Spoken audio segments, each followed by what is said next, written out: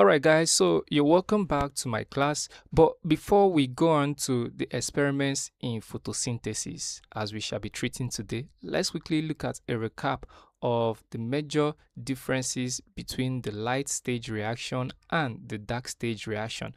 First, let's look at location where they happen.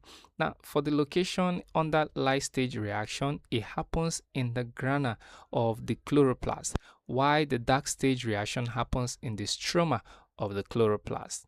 Now, in terms of timing, that is the time of occurrences. Of course, from their name, it happens that the light stage reaction happens during the day or in the presence of sunlight, while the dark stage reaction happens in the night or in the absence of what? Light. That's why we call it light independent.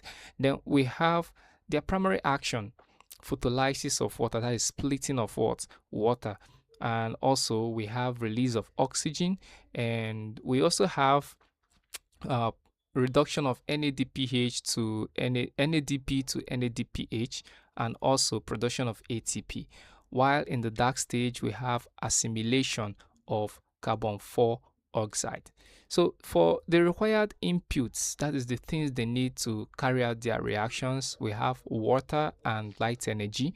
And for the dark stage, we have CO2, we have ATP, and we have NADPH. And then what is their outputs? Now, the outputs of the light reaction, we have release of oxygen, also production of ATP and reduction of NADP to NADPH. And here we have a 3-carbon compound CH2O, sugar, and water under the dark stage.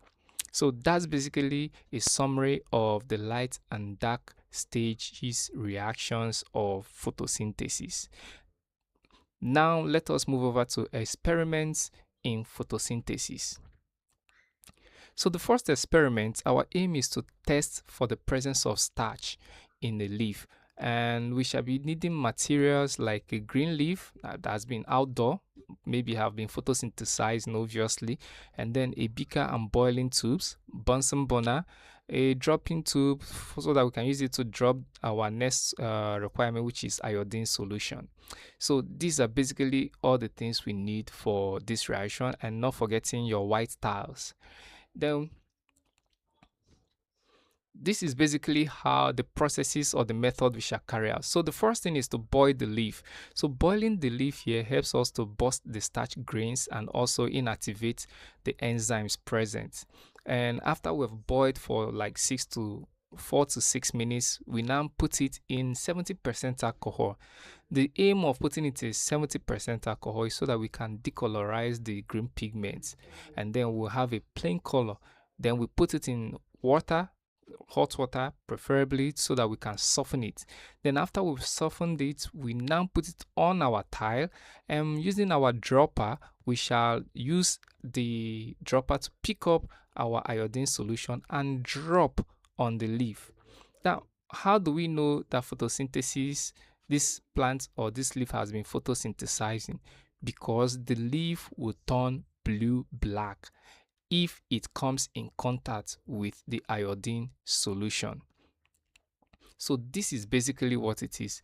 The points that have come in contact with the iodine solution, so long as they have been photosynthesizing, they must have produced starch, and then they will turn blue-black when they come in contact with iodine solution.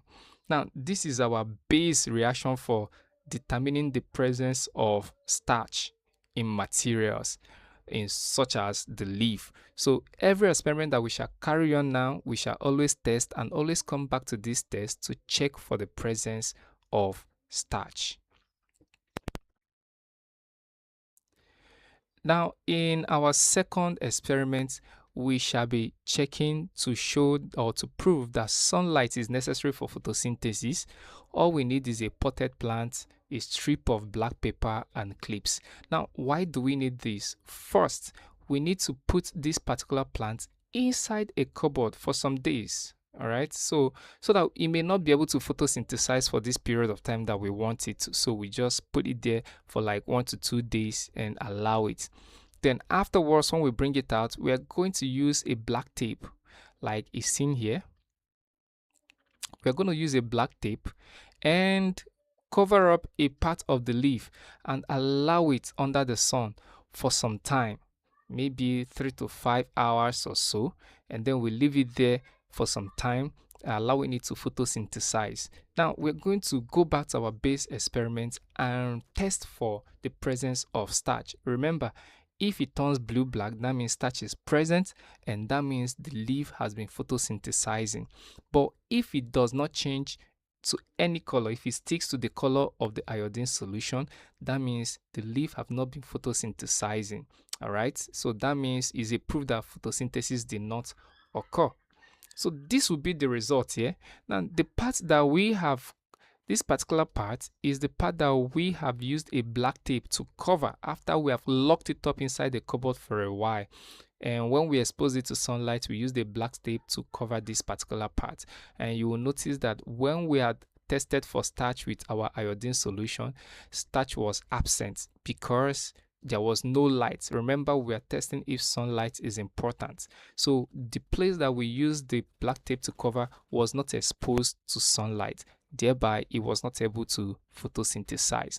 But the other parts that we are not covered with the black tape happen to have what? Photosynthesized when they were exposed to what? Sunlight. So it turns blue-black, indicating the presence of starch and proof of photosynthesis.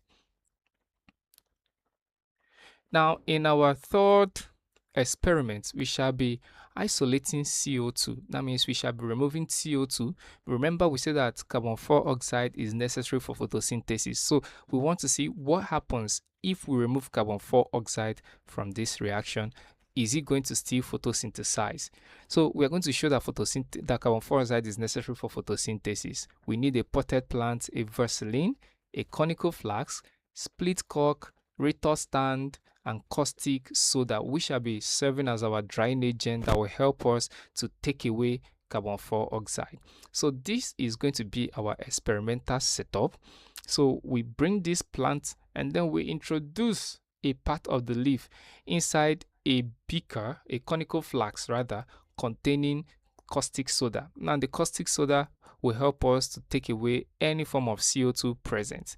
All right, now we'll cork and seal the mouth of the conical flask with Vaseline and a split cork. Now the leaf attached to the plant is enclosed in this container for a while. Now after we have exposed it to sunlight for a while, this is going to be what we notice here. Now when we bring out this leaf, the ones that were not found enclosed in the conical flask that contains the caustic soda happens to have turned blue-black when we tested for starch, indicating that photosynthesis took place.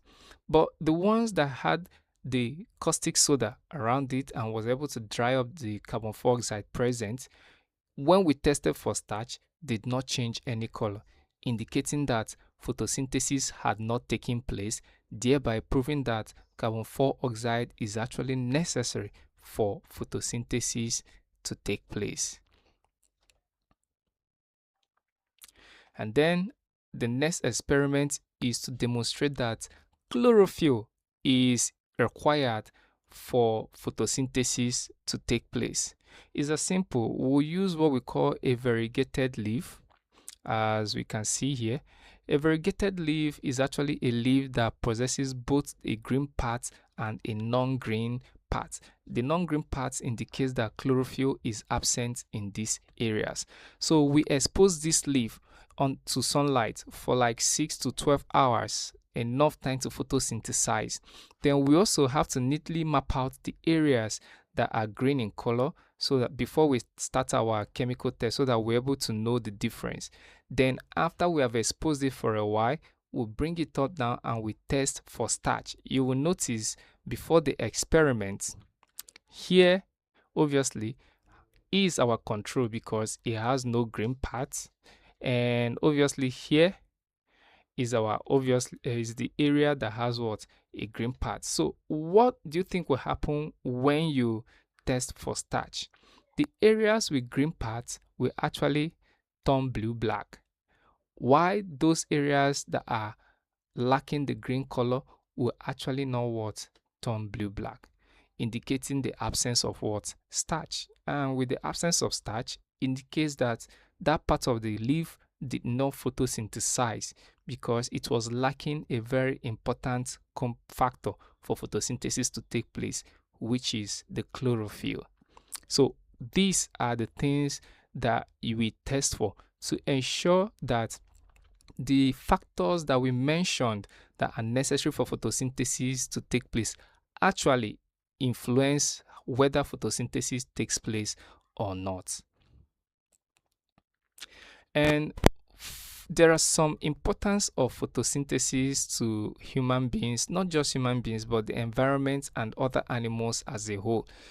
Being the primary source of energy, photosynthesis provides the base for the carbon structure for nearly all other organic substances, and it also is the primary source of food. That's why we call it the primary producers, all right, because they are the green organisms that are able to utilize the sun's what?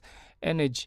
And we also have, they purify the environment, atmospheric purification, because they remove CO2, carbon dioxide, which is not good for us. They remove it from the environment because they need it for their photosynthetic reactions. And then finally, they also supply us with what? Oxygen. So in the process, they liberate oxygen as a byproduct, which is very essential for us to breathe and live a healthy life. So this is basically the fundamentals of photosynthesis, mechanisms of photosynthesis, and importance of photosynthesis with relevant experiments on photosynthesis. I hope you understood it perfectly, and give me under the comment section where you are confused, and we're happy to address it. Thank you, and see you in my next class.